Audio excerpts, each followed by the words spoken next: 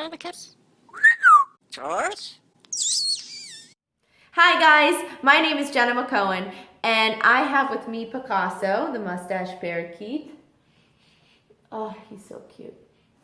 Anyway, today I am telling you a Storytime Sunday. For everyone who doesn't know or it's their first time watching, I am Marlene's sister. Birds have been in my life forever. Today, on this fabulous Sunday, I'm going to tell you a story about how we got our bird Ty. I was the only one who kind of saw it all happen from the beginning. So, at the time, my dog was not scratching himself and making this weird noise. Are you done? He's done. I was living in Houston, Texas with my parents. We didn't have a bird, and it was weird. Like, we always have a dog and a bird. Like, that is what our fix is. We need those two animals to kind of survive. You know how like the trees give us oxygen, the bird and the dog gives us oxygen. Anyway, we didn't have a bird. My dad does this thing where he wants to go shopping, like he needs to do his errands like grocery shopping, and he sometimes just wants someone to come with him. And you'd say, no, I don't want to do this, I have homework to do, or like I'm gonna hang out with my friends. And the way he'd get us is being like, well, if you come with me, I'm actually know a friend who has puppies, and like if we go grocery shopping, maybe we can see the puppies afterwards. Or he'd be like, oh, at the grocery store, I saw a monkey at the grocery store last time I went, so I think if you come with me, you'll see the monkey. Like, he would sell us these stories about any animal. Like, if he could pull off a giraffe, he'd pull off there was a giraffe at the grocery store, just to make us go to the grocery store with him. As we got older, we realized, like, you know, this is a lie. but he still did it. One morning he wakes up and he goes, Jenna, we're gonna get a bird today. Oh, okay. So what grocery store are we actually going to? He goes, no, I saw it. You know, we need to go to the grocery store to get the newspaper, and in the newspaper I saw the ad for the bird. I know there's a bird in the ad in the newspaper. And I'm like, okay, whatever, you know? So we get in the car and we get to the grocery store, and he goes, do you want anything to drink? Do you want anything to eat? Yeah, I guess I want like water and like a snack, but like I thought we were going grocery shopping. Like, I thought we needed food for the house. We go in, we get our little handful of stuff, and then he grabs a newspaper and he's looking at it and he goes, this is what I saw in my head. This bird for sale, this is what I saw. I told you I'd find a bird today. Dad, what are you talking about? What bird? What ad? What did you see? What did you know? He's like, this is what I thought. I knew I'd wake up today and I'd find a bird. And I was like, what? I thought you were completely joking. And he goes, no, never doubt your father. Your father knows everything, right? First of all, I may look dumb right now, but I didn't know you could really buy a bird from a newspaper in the ads for sale. I didn't really think a lesser sulfur crested cockatoo would be in the ad, the newspaper. So at first I was completely thinking he's lying to me. But then we get in the car and he starts driving, and I'm like, where are you going? And he's like, we're gonna go see this bird. And I'm like, give me this newspaper. And in the newspaper I see a little ad that says, you know, rehoming for a cockatoo. Oh my God, I'm about to really go see a cockatoo. It clicked. I start getting excited. I'm like, oh my God, do we call Marlene? Do we call Mom? Oh my God, does Mom know we're doing this? Did you tell Mom? Am I the only one who knows? I'm the baby. I kind of find out everything last. And so it was so cool to me that like I was the first one to know, besides my dad. But I was like the first one. It was so cool to me. I knew like I'd be cool to Marlene, and I'd be cool to Danny, and like I'd be the like, you know, like the child that was like new updated and like knew the latest news. It was so fun for me. We're driving and I realized we've been like in the car for like 40 minutes.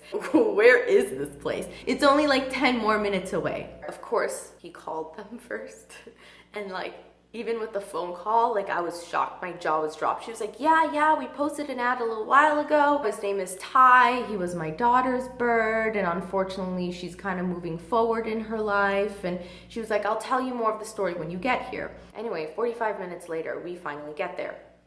And the lady has a big backyard and she has a nice home. Ty was actually not in his cage. He was out and about, but he did seem to claim her wooden high chairs that she had, and he did, like, she's like, oh yeah, he chewed all my wooden chairs. She was saying that, like, when her daughter was living with them and when she was younger, she loved birds, and she still does love birds, but now she's in college and Ty's becoming a little bit more restless. When her daughter was living with her, Ty was easier to handle. So as the daughter moved forward in her life, she couldn't, like, bring the bird to college because, you know, cockatoos are a lot to handle and they're kind of loud, and I don't think dorms would allow cockatoos. The daughter, after college, also got married, and Ty did not like her husband at all. The stories you hear about Jersey going after my boyfriends, that, like, happened to Ty and that girl,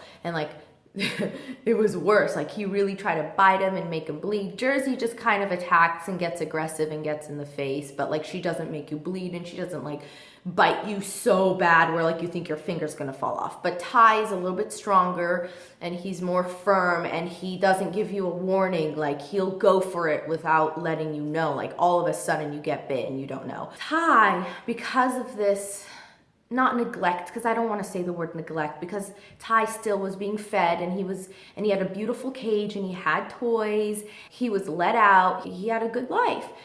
But he unfortunately did pluck the front of his chest, and it was so bad that, like, we kind of accepted that, like, you know, potentially he'll always be kind of bald in this area. It was more upon us, like, we wanted a bird and we wanted to give this love and we wanted to be able to help him, and we saw the distress that he was in, and how he was not getting what he needed. Although he was getting playtime and time to be out, he wasn't getting the human interaction that birds need, that one-on-one. So my dad saw it more than just, like, I want a bird. He said that, like, we are also saving this bird and potentially going to give him a better life than he has already.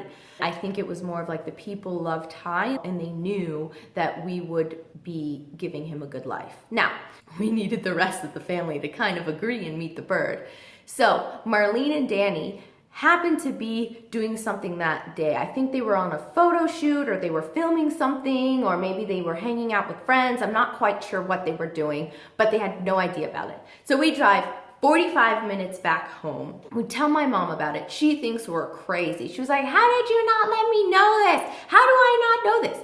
This is why none of you guys were answering your phone. I should have known when your father doesn't answer your phone, he's doing something that I need to know about. His purpose of that was just to surprise her. Now, Marlene and Danny come home, and I'm like thrilled. Like, I mean, like, I'm the younger sister who knows the information, and I'm jumping up and down, and they're like, what's going on? And I'm like, we found a bird. And, like, Marlene was like, what do you mean you found a bird? Where is he? And, like, we told the whole story. And then we all get back in the car and we drive 45 minutes back to see Ty. And immediately Marlene was doing her magic, and she tried to get close to Ty, investigate his behavior, what really we could do to make him better. Like, if this bird is a suitable family member for us.